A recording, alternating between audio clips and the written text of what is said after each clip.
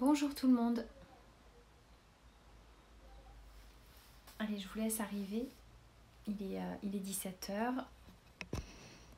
C'est peut-être pas voilà, le meilleur horaire, mais c'est celui qui me convenait. Très égoïstement. Coucou tout le monde. Coucou, salut Sandrine. Le temple de Delphes, coucou ma belle Marion. Douceur sauvage. Delphi, ça va bien. Ça va bien. Malgré une semaine un peu particulière et un peu douloureuse aussi, avec des circonstances voilà, un peu particulières de deuil, mais ça va. En tout cas, je suis très très contente de passer ce moment avec vous. C'est toujours un grand plaisir pour moi d'être en live. Et je crois que malgré voilà, la fin du confinement qui m'a donné un petit peu cette habitude, ben je crois que je vais la poursuivre. Parce que je trouve ça vraiment très très chouette. Bonjour Enza, on s'est déjà parlé ce matin. Merci ma chère Marion. C'est le maquillage. Merci pour vos pensées, en tout cas, et pour votre soutien. Ah, il y a ma chère Iria qui est là. Coucou. Bonjour tout le monde. Bon, c'est chouette. C'est chouette de se retrouver. Oui, cœur, cœur, cœur. J'espère qu'on va se revoir bientôt, Iria. J'aimerais beaucoup que tu sois là au moment de la sortie de mon livre. Ça me ferait super plaisir. Je pense qu'on va organiser des choses à Toulouse, à Paris. Donc, Ophélienne est toujours brune. Non mais ça va pas durer. Parce que j'ai rendez-vous chez le coiffeur à 14h30 lundi.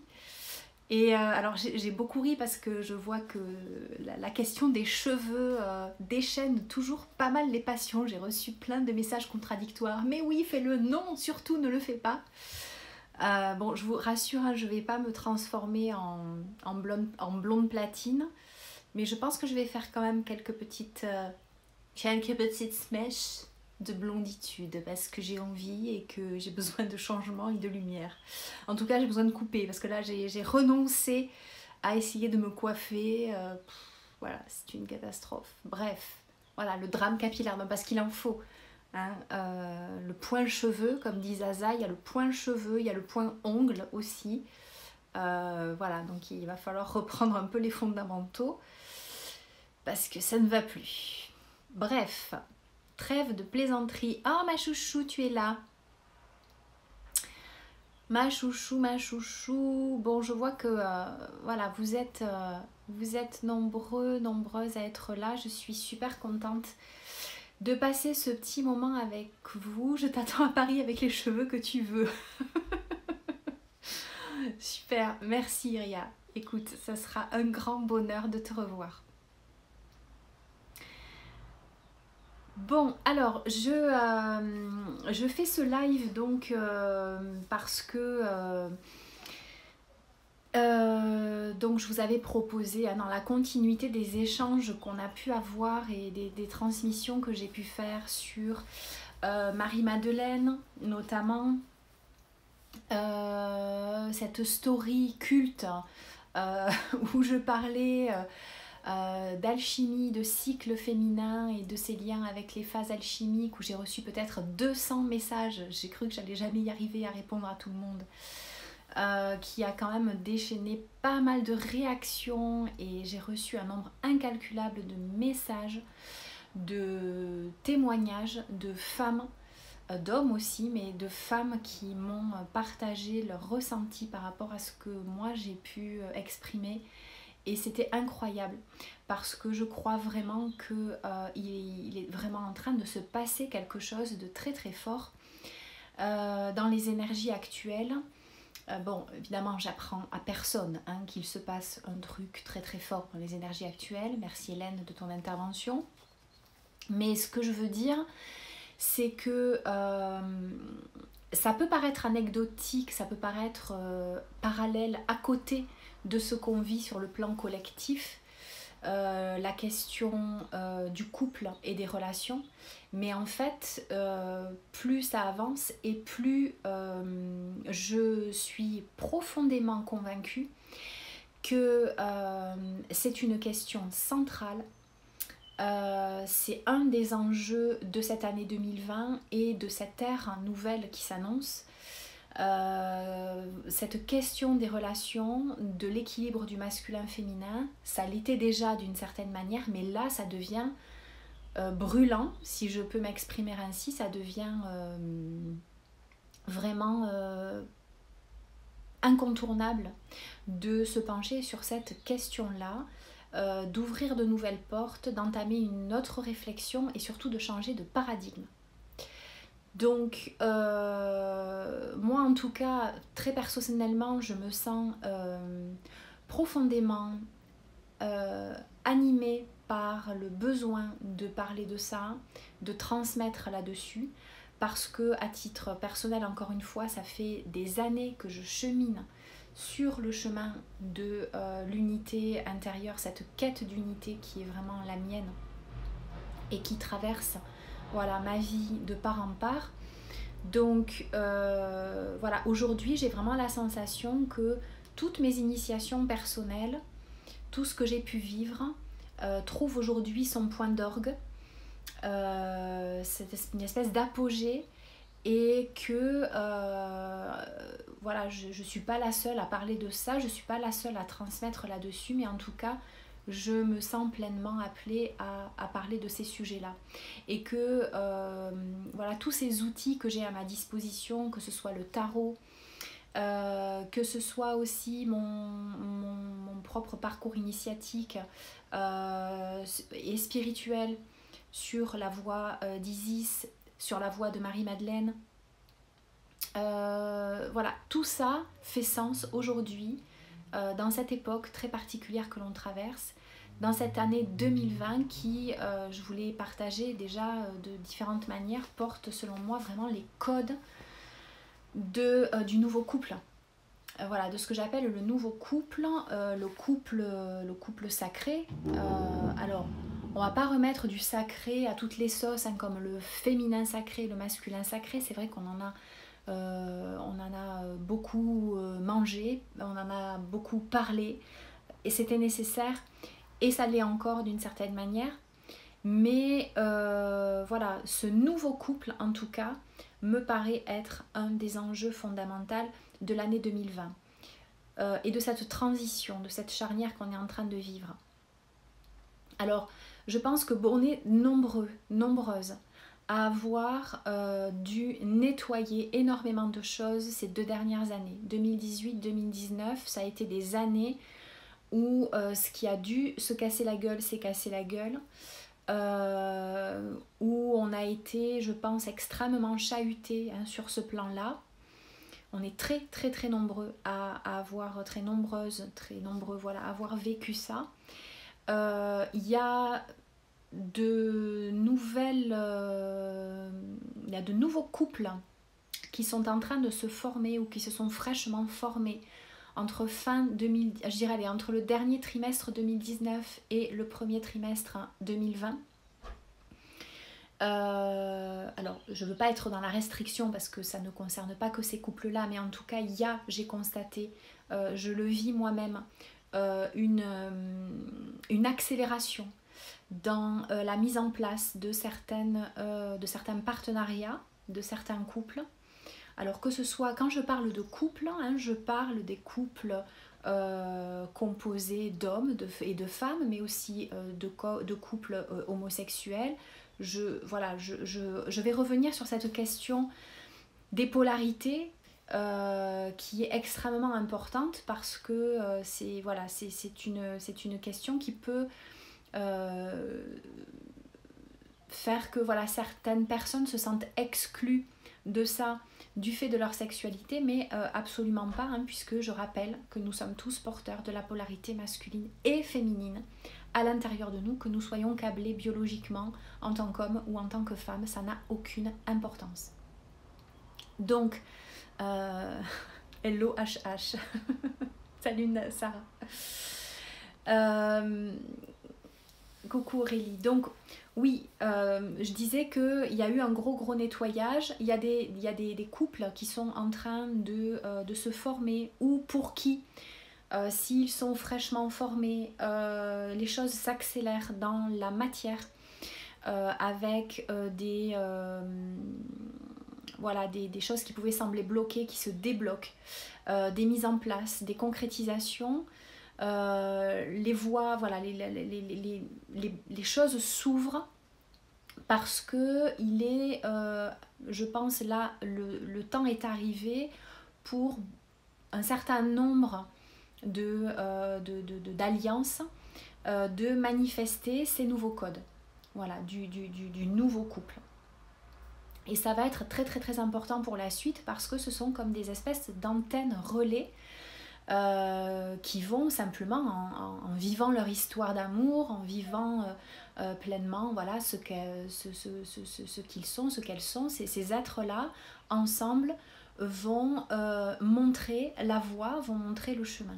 Alors bien sûr, il y a aussi des couples beaucoup plus anciens qui sont déjà en poste, qui sont déjà en place et qui font aussi office d'antenne relais et qui continuent à diffuser aussi un nouveau modèle.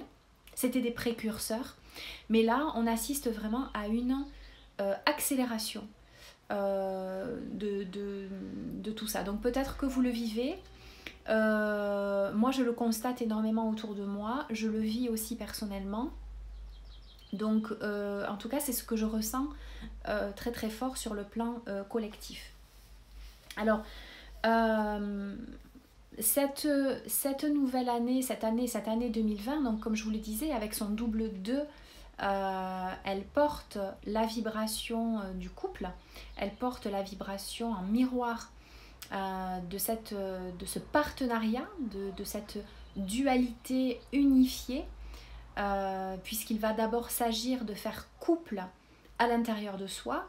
On en entend parler depuis longtemps, depuis un certain temps en tout cas, mais là aujourd'hui ça devient une urgence absolue, c'est-à-dire d'aller rencontrer ce couple intérieur, de ne plus séparer masculin et féminin dans la dynamique interne, c'est-à-dire qu'on ne peut plus travailler, bon, j'ai horreur de ce mot-là, mais on ne peut plus appréhender son féminin sans passer par le masculin et inversement. Donc il est vraiment temps là aussi qu'il y ait quelque chose de plus clair qui se mette en place. Donc il y a cette double vibration du 2, de l'altérité, mais c'est aussi une année 4. L'année 2020, c'est aussi une année 4. Le 4 dans sa vibration basse, dans sa vibration dense, nous ramène à l'arcane de l'empereur dans le tarot, et c'est l'arcane qui est lié au pouvoir et qui est lié au patriarcat. Alors le pouvoir, je vous fais pas un dessin avec tout ce qui se passe en ce moment, il est très important à mon sens d'être vigilant sur le plan individuel et collectif, sur la manière dont on va être, on va devoir se positionner par rapport à nos libertés, par rapport à la manière dont on va peut-être essayer sur le plan collectif de grignoter sur notre territoire. Donc ça va être un enjeu bien sûr très important, mais ça va être important aussi par rapport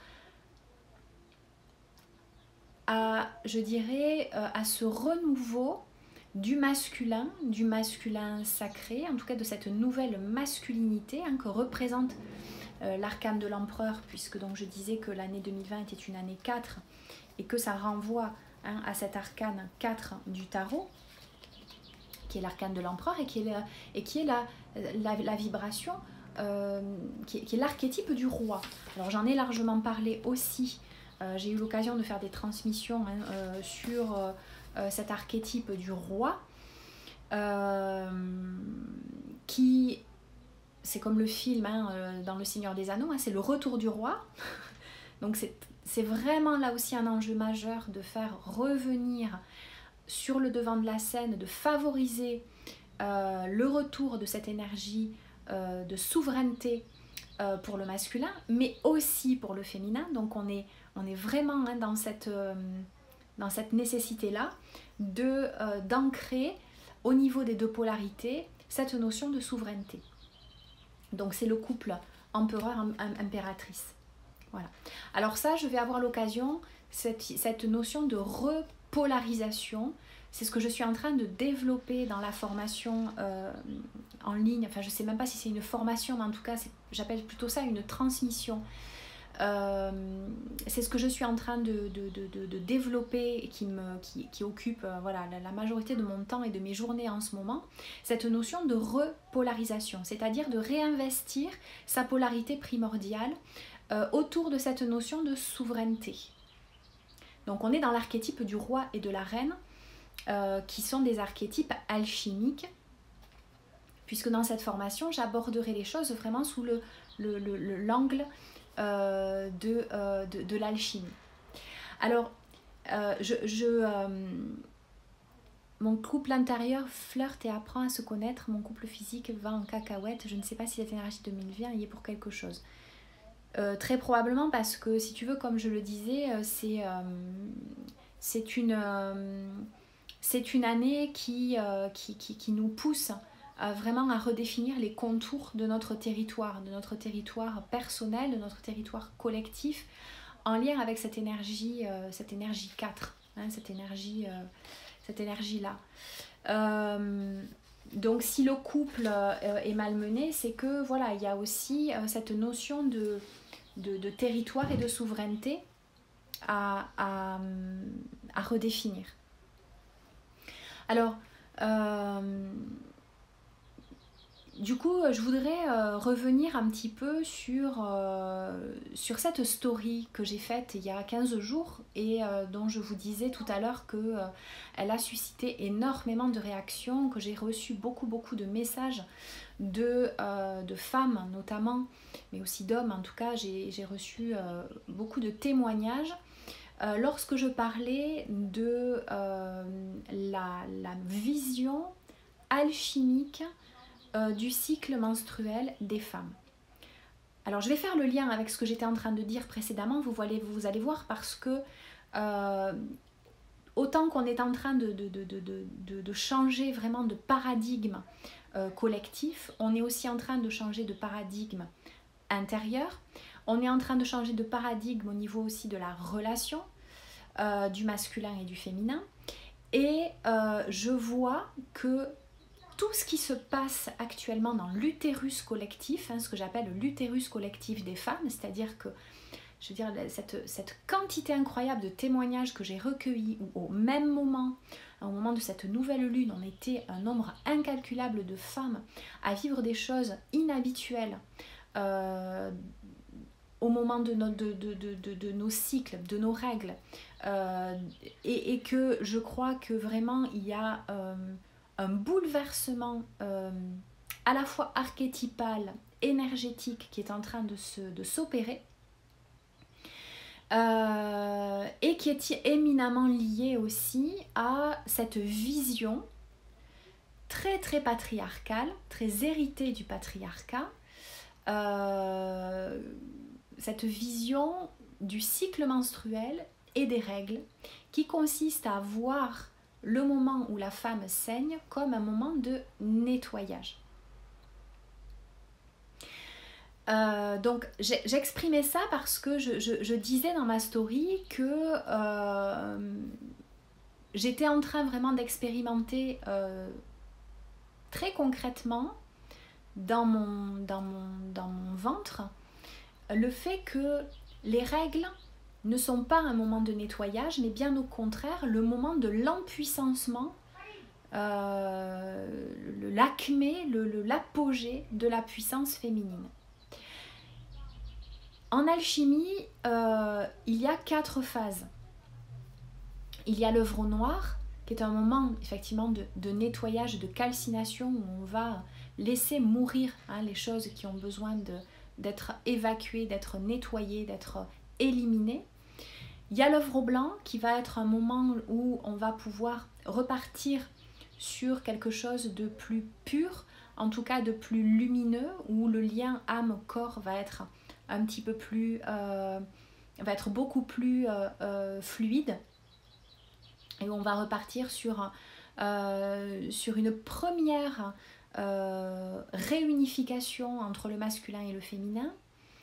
On va avoir l'œuvre au jaune, qui est la grande oubliée, parce que en général en alchimie vous allez trouver que 3 phases, l'œuvre au noir, l'œuvre au blanc et l'œuvre au rouge. L'œuvre au jaune, qui est un moment qui a été complètement passé sous silence, mais que Jung a remis au goût du jour, a réintégré dans le grand œuvre, et qui est une phase extrêmement importante de transition entre le blanc et le rouge, puisque c'est une phase où on va devoir se confronter à des archétypes, où on va devoir en récupérer la charge énergétique pour pouvoir vraiment passer ensuite à l'œuvre rouge, qui est le moment de l'incarnation. Le rouge, c'est le sang, et le sang, c'est ce qui permet de créer la vie, et donc de donner chair à ces archétypes, de donner chair, de mettre en mouvement ce que l'on porte à l'intérieur de nous. Et donc cette grille de lecture là, alchimique, elle peut, à mon sens, vraiment s'appliquer au cycle menstruel féminin, mais pas de la manière dont on a pu envisager les choses jusqu'à aujourd'hui, c'est-à-dire les 4 phases que vous connaissez sûrement, que par exemple quelqu'un comme Miranda Gray a largement diffusé. Donc ce sont les phases vierge, la phase mère, la phase enchanteresse et la phase sorcière. La grille de lecture alchimique est beaucoup moins claire, elle est beaucoup moins systémique, elle est beaucoup plus complexe. Et il me semble personnellement qu'aujourd'hui, elle est beaucoup plus pertinente que cette grille de lecture de la femme lunaire dont on a eu besoin, qui a été vraiment très très très importante, parce que ça a été un moment de reconnexion à notre nature féminine, à notre cyclicité. Donc ça a été vraiment un moment fondateur et extrêmement bénéfique.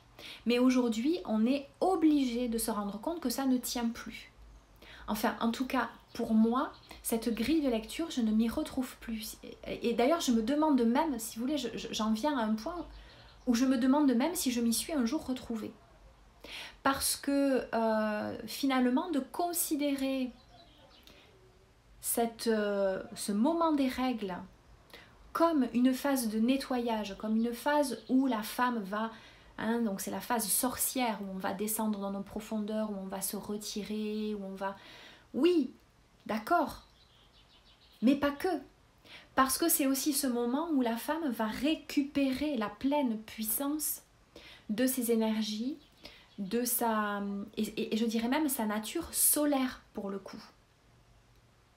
Donc ça, c'est vraiment un truc dont il faut sortir, enfin à mon sens, et passer à quelque chose d'un petit peu moins codifié, d'un petit peu moins rigide, d'un petit peu moins avec quelque chose de plus perméable, où les différentes phases alchimiques, on peut pas les caler sur voilà, pendant tant de jours ça va être la phase d'œuvre au noir, pendant tant de jours ça va être la phase d'œuvre au blanc, puis l'œuvre au jaune, puis l'œuvre au rouge au moment des règles.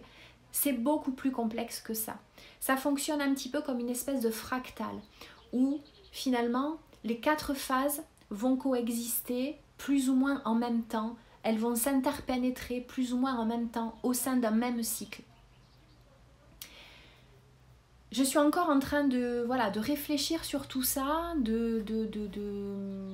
d'expérimenter aussi tout ça, Donc je pense que j'aurai l'occasion de vous en reparler et de vous partager un petit peu l'avancée de mes apprentissages et de mes réflexions. Mais en tout cas, c'est quelque chose qui me semblait vraiment important de dire parce que le fait de repositionner les choses de cette manière nous aide aussi à sortir de ces croyances héritées du patriarcat et du coup, c'est pas pour être en réaction, c'est pas pour se mettre en combat, c'est pas pour être en revanche, en vengeance vis-à-vis voilà, des hommes, de cette ère de domination masculine, etc. On n'est plus là-dedans. C'est justement pour repositionner la relation dans quelque chose qui soit de l'ordre du partenariat et non plus du rapport de force. Alors, je remonte un petit peu dans vos commentaires. Alors, Céline, oui, on a eu un bel échange toutes les deux en message. On est passé en énergie métal. Et ça pour 2 ans. Enfin, ça va venir travailler nos frontières, nos limites intimes ou collectives. Bon, ben, ça colle exactement avec ce que je ressens et ce que je disais par rapport à l'énergie 4 de l'empereur. Merci Céline. C'est tellement ce que je vis, je remets beaucoup de croyances en question sur le cycle menstruel. Oui, je crois que c'est vraiment fondamental. Alors, pour toi, quelle serait ta vision de ce qu'est la souveraineté de la reine?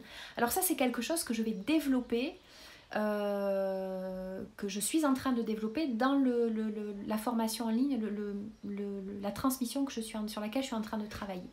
Parce que je vais transmettre sur le roi et la reine. Sur les spécificités de ces 2 énergies et sur la repolarisation. Donc ça, c'est quelque chose dont je vais avoir l'occasion de vous reparler en détail et je ferai un live pour détailler tout ça. J'ai ressenti une grande pression, colère. C'était vraiment très déstabilisant. Hier soir, j'étais enfin apaisée. Ok. Donc les cycles se succèdent et ne se ressemblent plus du point de vue émotionnel et physique. C'est assez déstabilisant en même temps tellement de pouvoir s'en dégager, sentir son corps accompagné. Oui. Oui, je crois qu'il faut... on ne peut pas figer le cycle menstruel. Oui, je suis tout à fait d'accord avec toi, Céline.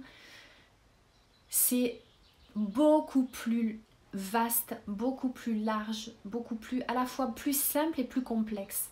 J'ai pas encore les mots pour vous expliquer vraiment ce que je ressens.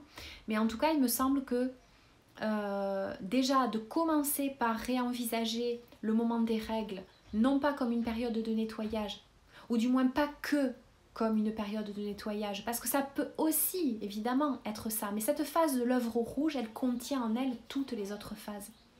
Elle contient en elle l'œuvre au noir, l'œuvre au blanc, l'œuvre au jaune. C'est l'or alchimique et le rouge qui fusionne en fait. C'est la lumière des lumières. Hein, c'est vraiment à ce moment-là qu'il y a quelque chose d'extrêmement puissant qui se produit. Et c'est pas juste je nettoie, je fais mourir, je laisse aller. Oh, il y a un énorme bourdon qui vient de rentrer dans la pièce. Je vais peut-être essayer de le faire sortir. Bon, enfin, il va peut-être ressortir tout seul. Je vais ouvrir un petit peu plus la porte. J'aimerais bien qu'il s'en aille parce qu'il est quand même assez impressionnant. C'est l'énergie masculine qui se manifeste. Il est énorme. Le temple de Delphes. Je ne me suis jamais retrouvée non plus. Bon, apparemment, vous êtes nombreuses à me dire la même chose. Magie des astres, question idiote. Je n'ai plus mes règles. Stérilées. Est-ce qu'on passe par ces mêmes phases? Alors, je sais pas, Séverine, parce que moi, j'ai jamais eu de stérilé. Donc, je peux pas trop te dire. Ça va vraiment dépendre de toi et de ton propre terrain, de ton propre vécu. Je pense que oui. D'une certaine manière. Mais je ne saurais pas te répondre avec exactitude. Sortir des cases, Enza, mes persos, ce fut une bonne reconnexion à mes cycles, saisons dans un premier temps. Oui, je suis tout à fait d'accord avec toi et c'est exactement ce que je tiens à préciser, c'est que cette vision de la femme lunaire, elle était particulièrement nécessaire et c'était une étape. Mais à mon sens, aujourd'hui, c'est caduque. Voilà, il faut passer à autre chose. Enfin, il faut. Il n'y a pas de il faut, mais je pense qu'on peut aller beaucoup plus loin que ça. Il faut éviter de se faire enfermer. Voilà. Alors, symptômes prémenstruels forts, type énorme déprime, brûlure, envie de manger. Bon, alors ça dépend vraiment de l'état émotionnel de chacune et de ce que chacune traverse. Je crois qu'on ne peut pas en faire une généralité. En tout cas, on est nombreuses. Il y a de nombreuses femmes qui vivent un syndrome prémenstruel très fort. Mais là, encore une fois, c'est vraiment quelque chose qui va être propre à chacune d'entre nous. On ne peut pas créer une nomenclature avec des généralités en disant voilà, si il y a ça, ça, ça, ça, ça et ça, ça veut dire que c'est ça, ça, ça et ça. Je crois que c'est une invitation pour chaque femme vraiment à revenir à son ventre, à son utérus, à ce qui se passe dans son bassin. Voilà, il est parti le bourdon. Et je suis pas mécontente parce que j'étais pas tranquille. Je vais fermer la porte. Hop. Voilà. En plus, j'ai des voisins un petit peu bruyants. Avec ma voisine qui chante Sous le vent de Garou et Céline Dion à tue-tête depuis le début de l'après-midi. J'en peux plus. Je suis au bord de la nausée. Donc voilà, ça me fera un peu de calme. Voilà, donc je lis un peu vos commentaires, mais je sens vraiment que nous pouvons être solaires et lunaires. Oui, et c'est exactement ce sur quoi je suis en train de travailler, c'est-à-dire ce que j'appelle le couple alchimique et ce que j'appelle le... Ça peut paraître aux antipodes, mais en fait, le couple alchimique, pour moi, renvoie à ce que j'appellerais le célibat solilunaire. C'est une notion que je développerai dans la formation, mais voilà, pour vous donner un aperçu, le célibat solilunaire, c'est cette capacité que nous avons à développer, cette compétence que nous avons à développer, à être en couple avec soi-même. Et donc, à naviguer entre nos deux polarités, en prenant conscience des spécificités psycho-émotionnelles et énergétiques des deux polarités, pour voir de quelle manière est-ce qu'elles s'articulent, est-ce qu'elles coexistent à l'intérieur de nous, et comment est-ce qu'elles se manifestent à l'extérieur, dans le miroir d'expérimentation qu'est la vie quotidienne et la vie relationnelle, la vie amoureuse. On ne peut pas dissocier le masculin et le féminin, on ne peut pas dissocier le haut et le bas, on ne peut pas dissocier l'intérieur et l'extérieur.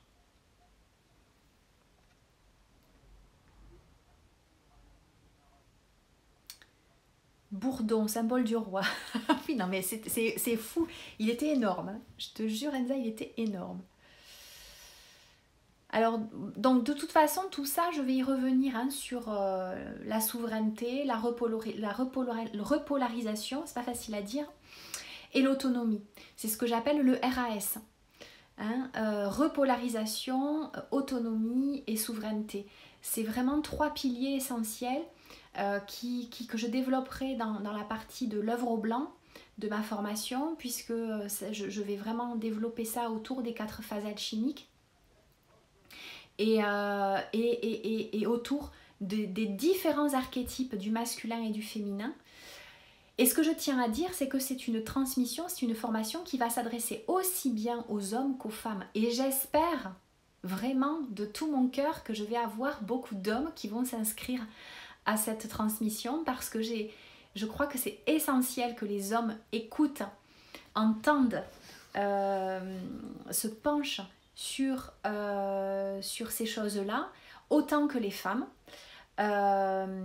Il sera aussi largement question de l'archétype de la prostituée sacrée, puisque c'est par elle que de nombreuses guérisons pour le masculin et pour le féminin vont intervenir. Donc je vais développer très largement la question de la prostituée sacrée en tant qu'archétype et en tant que fonction dans la dynamique relationnelle entre l'homme et la femme. Ça va être essentiel. C'est tellement vrai, revenir à son ventre. Oui. Un désir de réconciliation. Nous passons à la 5D. L'alchimie est un des principes actifs de cette transformation. Oui, ben je sais pas. En tout cas, Emmanuel, moi, l'alchimie, c'est quelque chose, c'est une discipline, un art qui me passionne depuis de nombreuses années et qui là prend de plus en plus de place, en tout cas, non seulement en tant que grille de lecture, mais aussi en tant que terrain d'expérimentation personnelle. Voilà, il y a vraiment, pour moi, c'est vraiment quelque chose qui fait sens à l'heure actuelle. Vague énergétique et yin-yang sur un même cycle, tout à fait. Ça me plaît beaucoup cette vision. Je découvre les 4 cycles lunaires depuis vraiment pas longtemps, quelques mois, mais je trouvais ça un peu enfermant et en même temps un bon outil de connaissance de soi. Oui, c'est ça, c'est un bon outil de connaissance de soi, mais ça suffit pas à mon avis. Alors, elle va être top cette formation. Pour quand est-ce qu'elle est prévue? Le plus tôt possible. J'espère fin mai, début juin. En tout cas, là, j'en suis quasiment à la moitié. Ça va être une transmission. Je pense pas faire voilà, des méditations, des soins, des machins. Ça va pas être une formation de ce type. Ça va être vraiment une transmission avec des clés. Et je vais revenir sur beaucoup de choses, je me rends compte, qui ont jalonné mon parcours. J'en parlais ce matin dans mon post sur la fine à mort, sur l'amour courtois. Il sera question aussi du cantique des cantiques. Toutes ces choses qui ont jalonné mon parcours personnel et qui aujourd'hui se repositionnent avec une fluidité, une beauté incroyable dans mon parcours. Et je relis tout ça, je revisite tout ça avec un nouveau regard, une nouvelle conscience aujourd'hui, et je me rends compte à quel point ce sont des clés essentielles qui nous sont transmises depuis des siècles, des millénaires, et qu'on doit absolument redécouvrir aujourd'hui, à mon avis, et qu'on est vraiment invité à réintégrer. Donc c'est vraiment tout ça que... Il y a beaucoup de choses dans cette formation, donc j'essaie de synthétiser, de condenser, et en même temps de rentrer quand même en profondeur dans toute cette mécanique-là. On pourra discuter de la souveraineté vue dans la culture celtique avec grand plaisir. C'est une culture dont je me sens proche aussi depuis longtemps. En bonne avalonienne dans le cœur, puisque la lignée de la rose est aussi une lignée avalonienne.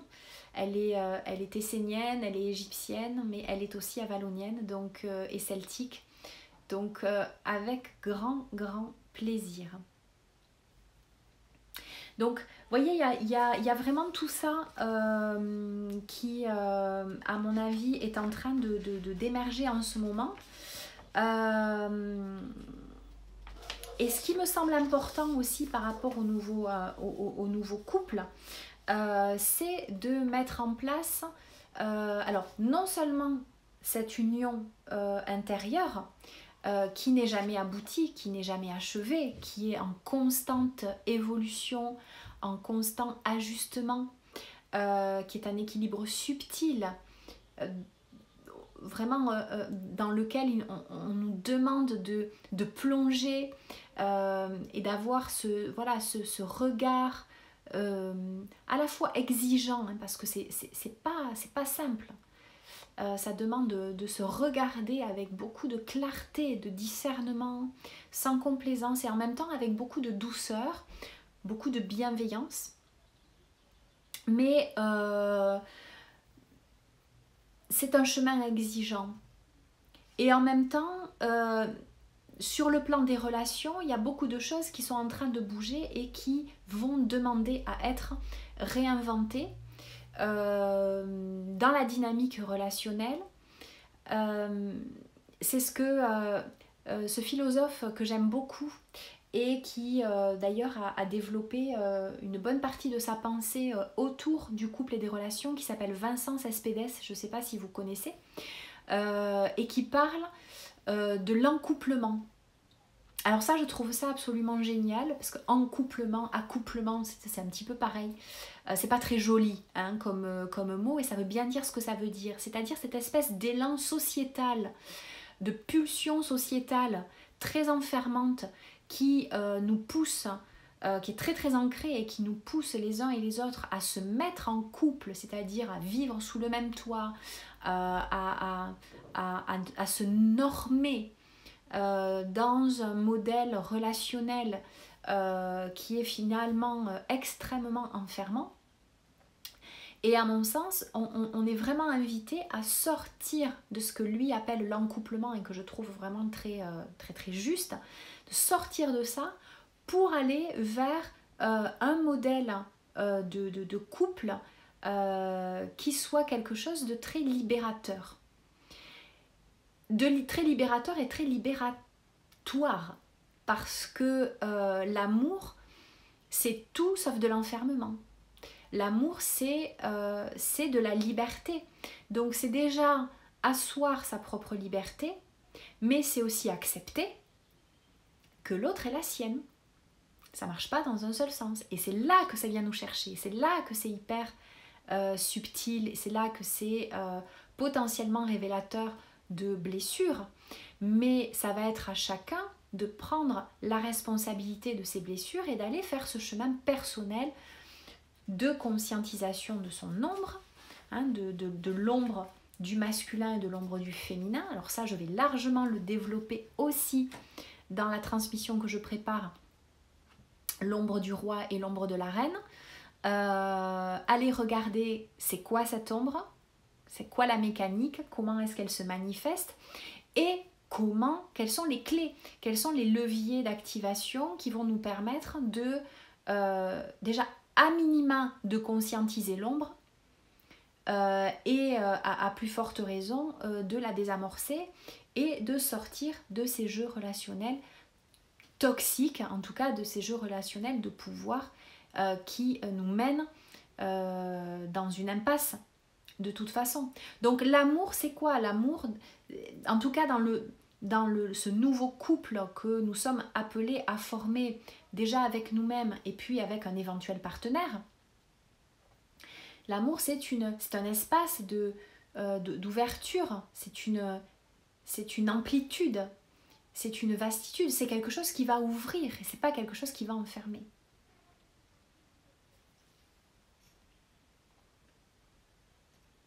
Est-ce que tu parles de polyamour? Non, je parle pas de polyamour. Pour moi, le polyamour, j'en ai parlé dans mon dernier live, est potentiellement un piège. Parce que la manière dont le polyamour est envisagé aujourd'hui n'est qu'un prétexte à s'envoyer en l'air avec n'importe qui, à mon sens, hein, sous couvert de spiritualité, de liberté, de ci et de là. Donc le polyamour, bien sûr que le cœur, lorsqu'il s'ouvre à cette capacité à... c'est comme une mère qui aime ses enfants, je veux dire, elle aime ses enfants totalement, elle les aime individuellement, mais elle peut en aimer plusieurs si elle en a plusieurs. Et bien sûr que notre cœur peut aussi être suffisamment grand pour s'ouvrir à différentes relations d'amour. Ceci dit, moi, personnellement, je crois très profondément, c'est un postulat philosophique, en tout cas métaphysique et même spirituel que je pose, qui est le mien, mais je crois à la relation d'élection, au sens de l'élu. Au sens où on va à un moment donné créer une affinité d'âme à âme avec un être et que lorsque l'on s'engage là-dedans, on s'engage pleinement et on peut avoir dans son cœur de l'amour pour plusieurs personnes, mais on ne va pas pouvoir vivre le grand amour. Alors enlever toute notion hollywoodienne, bisounours à cette expression-là. Quand je l'emploie, quand je parle de grand amour, c'est voilà, c'est cet amour total, c'est cet amour plein. On va pas pouvoir vivre ça avec le même degré d'intensité avec plusieurs personnes. À mon sens, c'est un piège. Donc, polyamour, oui, dans une certaine limite, avec beaucoup de précautions et surtout avec beaucoup de clarté et sans complaisance et avec beaucoup d'honnêteté envers soi-même.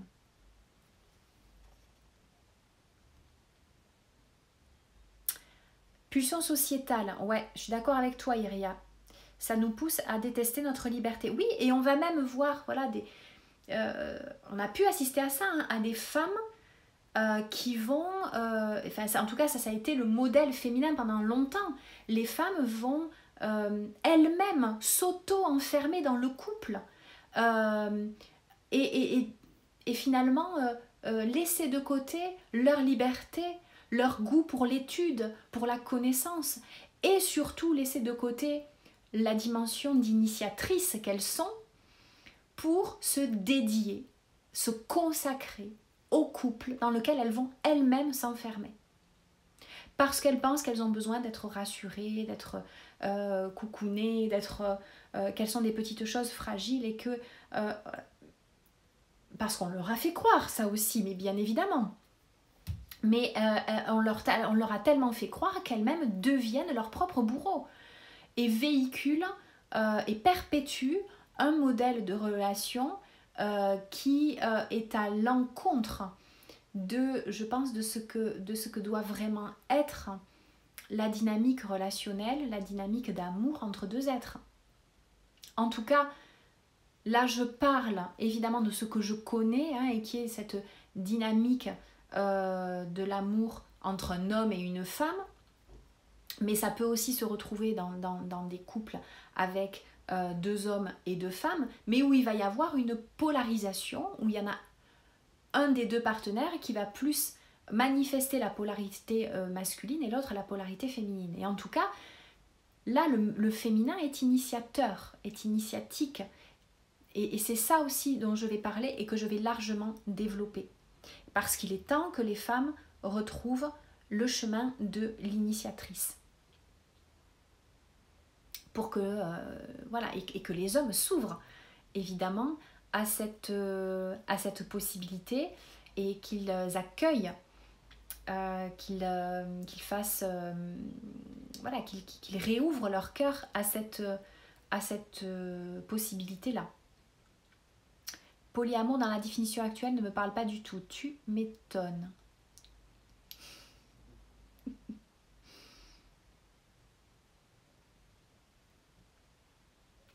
Ça me parle tellement. La relation d'âme à âme, je suis totalement d'accord. Connais-tu Aruna Lipschitz? Ah mais j'adore Aruna, ça fait 10 ans que je la suis. Aruna, elle m'a beaucoup nourrie.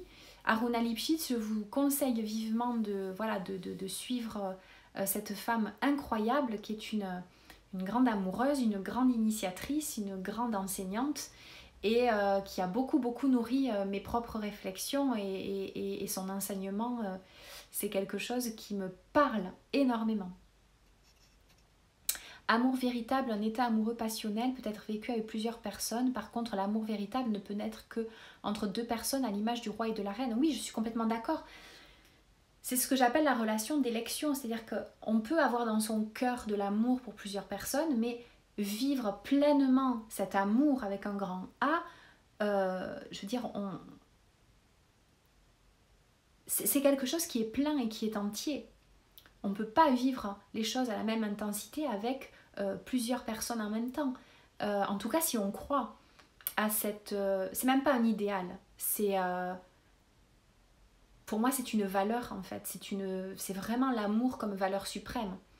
L'amour dans cette dynamique-là, il est total. Donc... Moi, je crois vraiment à la relation d'élection. Et en même temps, je crois aussi que voilà, on peut aussi être en amour, ressentir de l'amour pour d'autres personnes. Mais vivre ça au même degré d'intensité, à mon sens, c'est pas possible. En tout cas, c'est pas, je crois vraiment que c'est pas ce que cherche l'âme. Je pense profondément que l'âme humaine cherche cette complétude-là à travers un autre. Le sacrifice de la femme dans le couple est très actuel malheureusement. Il l'est encore. Je pense qu'on est en train de voir les choses évoluer, mais il l'est encore. L'enfermement dans le couple, et même encore maintenant quand je vois des couples, je pense automatiquement que c'est toxique.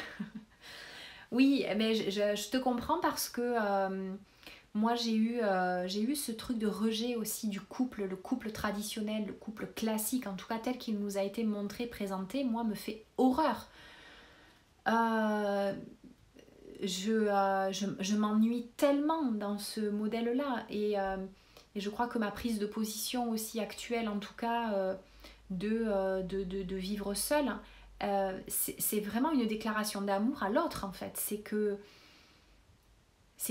pour vivre ensemble longtemps, vivons séparés. Parce que, à mon sens, c'est une des clés qui fait que l'encouplement est toxique et qu'il se nourrit de ça.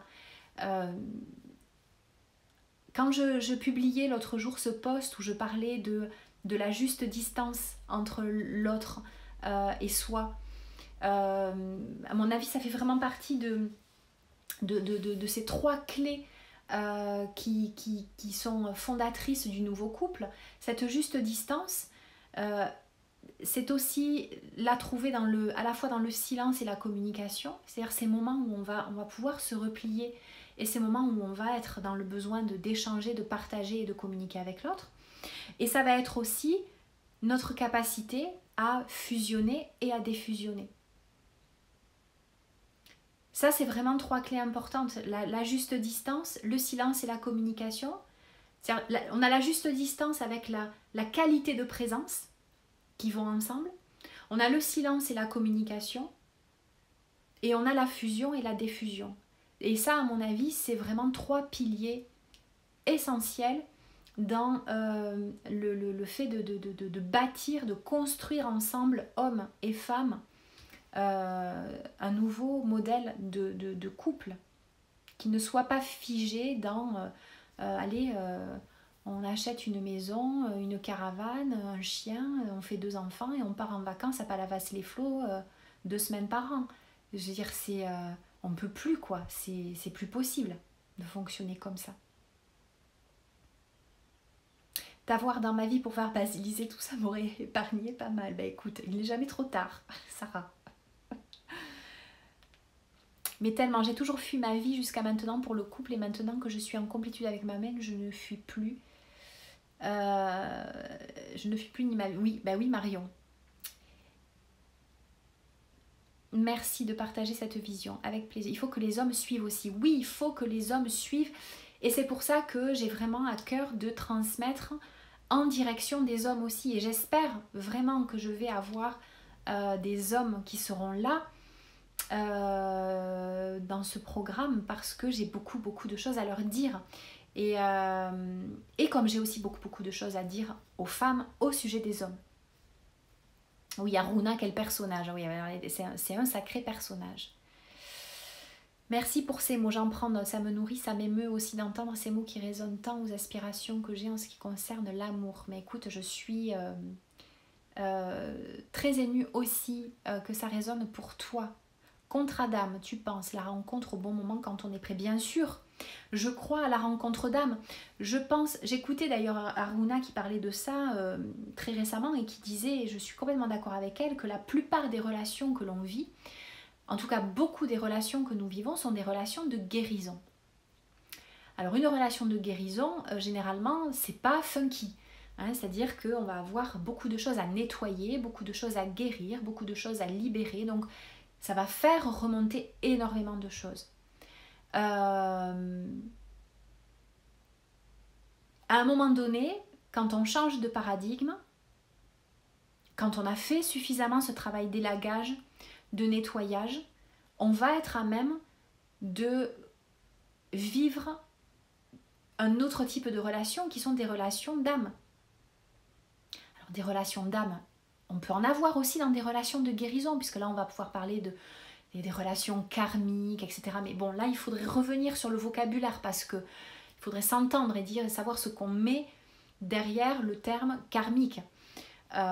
Bon, je ne reviendrai pas sur les âmes jumelles, les flammes jumelles, les âmes sœurs, etc. Parlons de contrat d'âme. Je pense qu'à un moment donné, quand on vit une véritable guérison intérieure à travers différents types de relations, on peut attirer à soi un nouveau type de couple et expérimenter une relation qui ne soit pas une relation de guérison.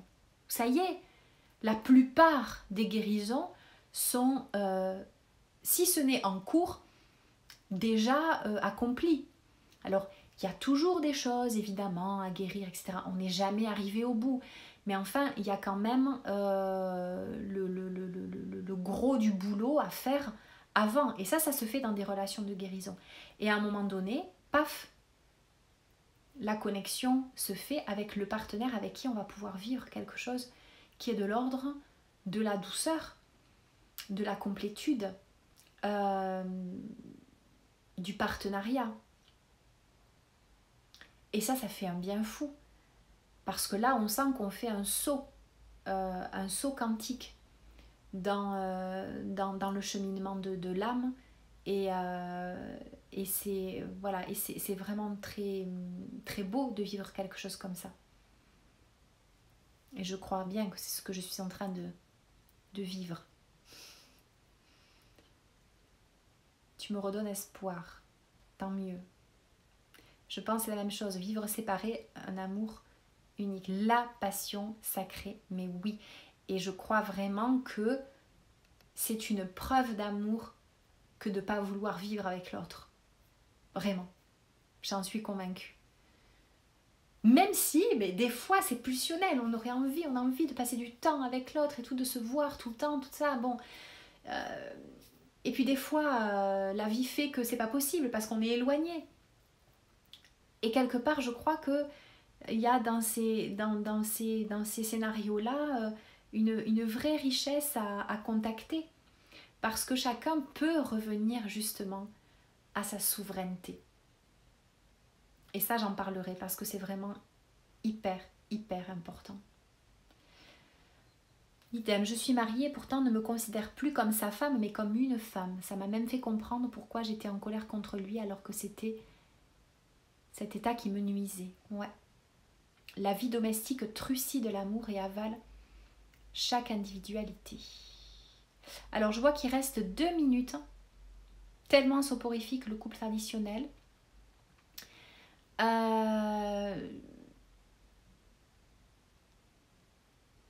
Notion de famille jumelle, Lilith, tu pourrais nous en parler. Je vois qu'il reste pas beaucoup de temps. Je vais peut-être couper avant pour que je puisse enregistrer le live. On peut peut-être se retrouver quelques minutes encore après si vous avez envie qu'on continue un petit peu la discussion. Est-ce que ça vous dit que je relance un deuxième live derrière pour qu'on continue un petit moment? Si vous avez d'autres questions, dites-moi. Bon, mais écoutez, je vais couper et on se retrouve après et on verra voilà ce qu'on peut continuer à se dire. Voilà, une petite demi-heure. On fait ça. À tout de suite. Comme ça, je coupe et j'enregistre le live. À tout de suite.